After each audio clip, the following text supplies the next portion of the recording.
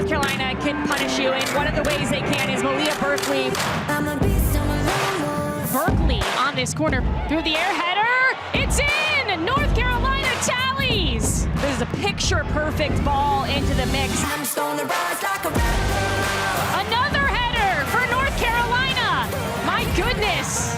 And this service from Berkely is in the mix. Really good work from her. Slips through, St. George has a chance, and she takes advantage. 3 goals for North Carolina in the first half. Weaving through the midfield and then dipping the ball into St. George. Really good work from Malia Berkely. The assist legend herself, North Carolina defender Malia Berkely, joins the show. Malia, welcome in. Thanks for joining us. Hi, thanks for having me. This weekend, you got your first assist. Congratulations. But I have to say it again. Congratulations, because you had 3 in the span of 45 minutes, becoming the first NWSL player to record 3 assists in one half. Congratulations. You led North Carolina to a 4-1 win over San Diego. You just got to watch those 3 assists back, and you were smiling. I was watching you in studio. What were you thinking about rewatching those? Honestly, just really happy for my teammates. You know, we've struggled a bit on the road, and I think that this was a really big turning point for us. And Haley, what a great header that was, and Feely being in the right spot, getting up, and then Bianca just slotting it away. I'm really proud of my teammates and happy for all of us. So aside from now being a history maker, something else that's going really well is your partnership with Kaylee Kurtz. Can you tell us a little bit about how that's come together, the chemistry there, how impactful your combo has been? I think KK has helped me in every possible way, on the field, off the field. We have such a great relationship, and I think it's been translating. And you know, we do film together. We send clips back and forth after games. We're talking through every situation to try and make sure we're always on the same page. And obviously, she's such a great defender, so I have so much to learn from her, and I'm really thankful for her. Malia, I wanted to ask you, because typically we've seen you as a 6 and scoring some goals and being really dynamic in the middle of the pitch, but now in the back line with KK at center back, how has maybe elements of your game as a typical midfielder and Sean Nahas helped you in becoming sort of a special dynamic center back now?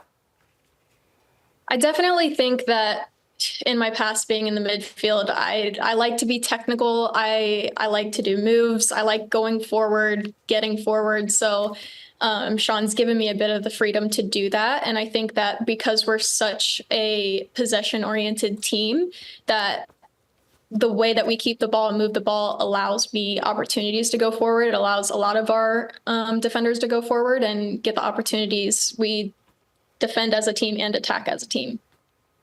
Congratulations again on such a massive game against San Diego. But the timing of this on the road record for the Courage has been a talking point this season.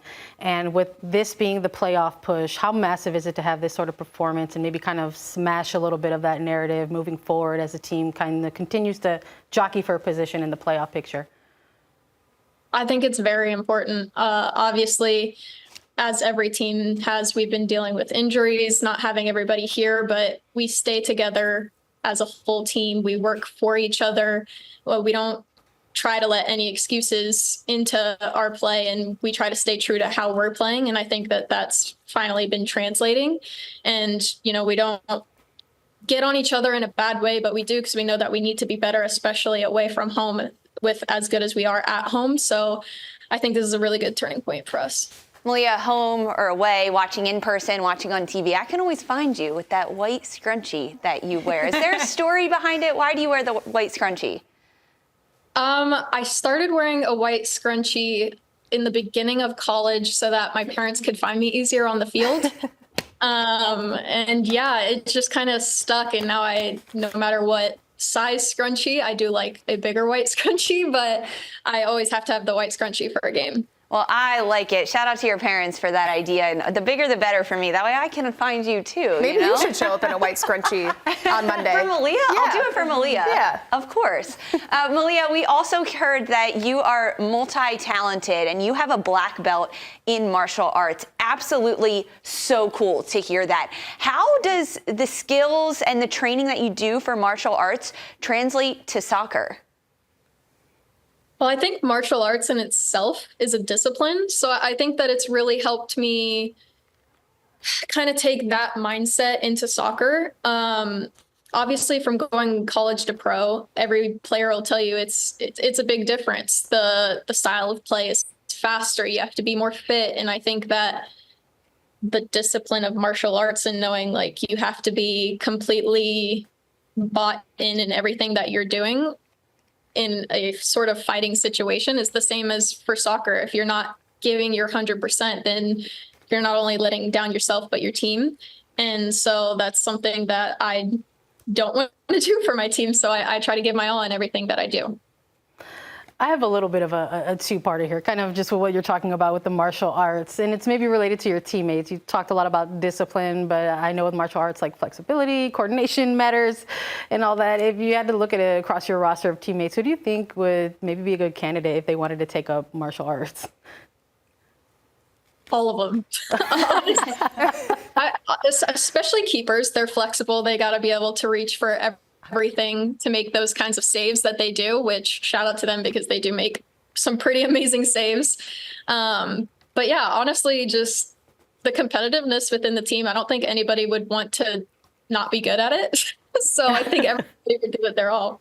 Another teammate question, because we also learned that you were a big Star Wars fan. So I was like, I definitely have to get in a Star Wars question or two here. When you're looking across your roster of teammates, who's giving more light side energy or dark side energy? Oh, wow.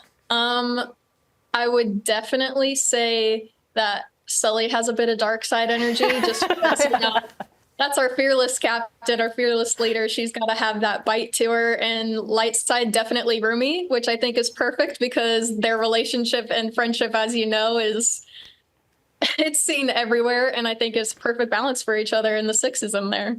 Oh, I love that. Malia, I want to ask now, because Sean Nahas gives me so much shtick on this show about anything I say regarding North Carolina. Why is he Darth Vader? He's Darth Vader. I'm definitely going to say we're the clones. We got to get behind our fearless leader for that, too. So. Great answer. Great answer. For this weekend upcoming, you guys take on Bay FC with the playoff push and so much still to come for this season and for North Carolina. What's the number one focus against Bay? Just to keep being ourselves, playing our style, and we're at home. We want to get the result. Obviously, we want to get the result on the road as well, but at home, this is our territory, and we got to defend the fortress. I love that. The fortress. Look, she's a real Star Wars fan. I love that. She knows what's up. Okay, Malia, we at Attacking Third are curating a playlist. Attacking Third playlist, we listen to it pre-studio and we're getting everyone's favorite songs. So this season, right now, what is the number one song on your pregame playlist that we need to add to ours?